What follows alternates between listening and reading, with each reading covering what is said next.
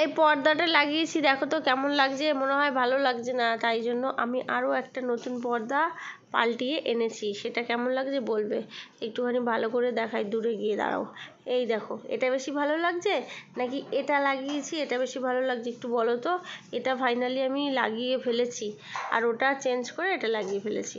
আর এইদিকে আমি কাঁচা দুধের সর তুলবো কীভাবে দেখো, পুরো একদম খাঁটি গরুর দুধ, তার সর দেখো কাঁচা দুধের কত মোটা, কি সুন্দর। এটা কিন্তু ঘোষেদের থেকে কেনা নয়, ঠিক আছে। আর ঘোষেদের দুধ তো একদম পাতলা হয়, ভালো হয় না, তো ওই জন্য তোমার এটা অন্য জায়গা থেকে কেনা হয়েছে, মানে বাড়িতে পোষে সেরকম জায়গা থেকে কেনা হয়েছে, বাড়িতে গরু পোষে তাদের থেকেই দুধটা আনা হয়েছে। কি সুন্দর দেখো। আর এটা দিয়ে আমি কি করব বলো তো, এটা দিয়ে হচ্ছে দই পাতবো। তো চলো দুধের সরটাকে সব তুলে রাখি, কারণ এই দুধের সরটাও কাজে লাগবে। কি কাজে বলো তো, ঘি বানানোর কাজে। তো এই যে গরুর দুধটাকে আমি ভালো করে জাল দিয়ে নিয়েছি, জাল দেওয়ার পরে এইভাবে আমি ঠান্ডা করছি দেখো, বারবার হাতায় করে তুলে তুলে ওপর নিচ করছি। তো ঠান্ডা হতে দিয়েছি, আর এদিকে রান্না চাপিয়েছি দেখো, একদিকে রান্না করছি একদিকে দই মানে দুধ দিয়ে দই বানাচ্ছি। তো এই যে মাছগুলোকে ভেজে তুলে রাখছি, মাছের ঝোল করব, আর ওইদিকে পুঁই শাকের তরকারি করব, বুঝেছো।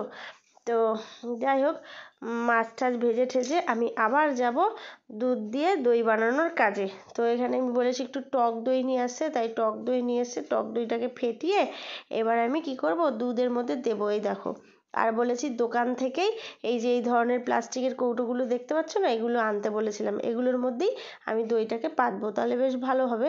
তো যাই হোক চলো, পুরো দইটা দুধের মধ্যে ঢেলে দিয়েছি, এখন ভালো করে একটু নাড়িয়ে ঠাড়িয়ে এই দেখো রেডি করে ফেলেছি, সব কটা কৌটোতে ভরে ফেলেছি। আর এইটুকু দুধ দেখছো না, এইটুকু দুধের মধ্যে এই যে আমি চিনি দিয়ে ভালো করে এখন একটু ফেটাচ্ছি। চিনিটা আগে দিলেও হতো, আগে আমি দিতে পারিনি এই জন্যই, ওই টক দই করবো বলে। আর এইটুকু আমি মিষ্টি দই করলাম, মিষ্টি দইটা কিন্তু খেতে বেশ ভালো হয়েছিল, ওটাও পেতেছি তোমাদের লাস্টে দেখাচ্ছি। আর এইদিকে দেখো রান্না বান্না কমপ্লিট, বাসনপত্রগুলো এখন মাজবো, গ্যাস টেবিল মাজবো।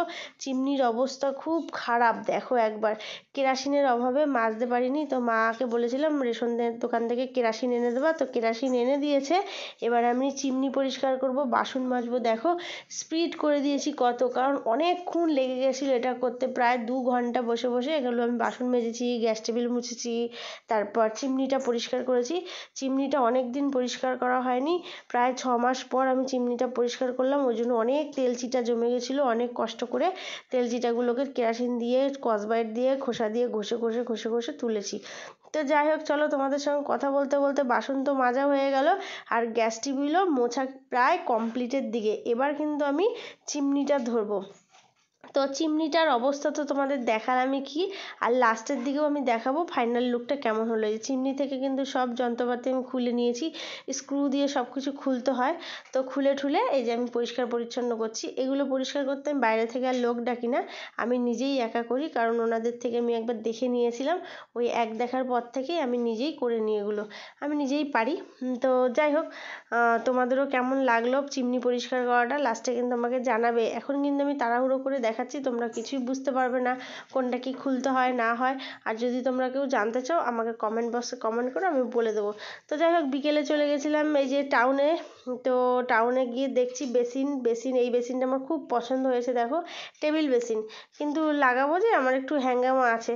যাই হোক চলো, এসবের কথা পরে বলছি। এই দেখো ফাইনাল লুকটা দেখো চিমনির, কি সুন্দর পরিষ্কার করেছি না বলো। আর তোমরা দেখলেই তো কি তেল চিটা জমেছিল, কি বিচ্ছিরি হয়েছিল, এটাকে একদম নতুন ঝাঁ চকচকে আমি করে ফেলেছি। তো এটা আমি পরিষ্কার করি কিছুদিন পর পর, এবার একটু লেট হলো কেরাসিনের অভাবে। আর এদিকে গ্যাস টেবিল পরিষ্কার, বাসনও মাজা পরিষ্কার, আর দইটা পেতেছি যে সেটা দেখো একবার, এই দেখো দইটা জমেছে নাকি, আমি আবার এক ঝলক দেখতে এসেছি।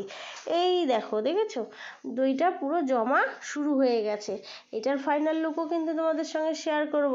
সব কটা কৌটোর মধ্যেই কিন্তু দই জমা শুরু হয়ে গেছে, আমি একটু করে চেক করে নিচ্ছিলাম। আমার একটাই ভুল হয়েছে, আমি কৌটোর ঢাকনাটা বোধহয় খুলে রাখলেই ভালো হতো, কারণ একটু বোধহয় গরম গরম ছিল, দেখো বাষ্পগুলো দেখা যাচ্ছিল।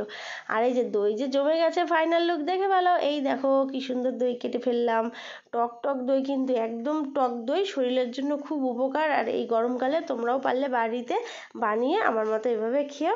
আর যেই দইটা হচ্ছে মিষ্টি দই বানিয়েছি সেটাও এখন তোমাদের সঙ্গে কেটে আমি শেয়ার করব। আর প্রত্যেকটা কৌটোর দই কিন্তু আমি খুলে খুলে তোমাদের দেখিয়ে দিলাম, প্রত্যেকটা দই জমেছে। আর এখনও 1 কৌটো দই আছে, এই যে ভয়েস দিচ্ছি যে এখনও 1 কৌটো দই আছে, খাওয়া হয়নি, 2 কৌটো শেষ। আর এই দিকে এই দেখো মিষ্টি দইটা, মিষ্টি দইটা কিন্তু খেতে দারুণ হয়েছিল। এবার আমি আবার দই পাতবো, দুধ এনেছে আজকে, তো এটার মধ্যে একটু চিনি দিয়েই প্রথম থেকেই করব, তাহলে একটু বেশি ভালো লাগবে খেতে। তো ভিডিওটা কেমন লাগলো আমাকে কিন্তু জানাবে, আর তোমরাও এভাবে দই বানিয়ে খেও। তো চলো আজকের মতন tata, bye bye, love you all, good night, sweet dream, সকলে ভালো থেকো, বাই।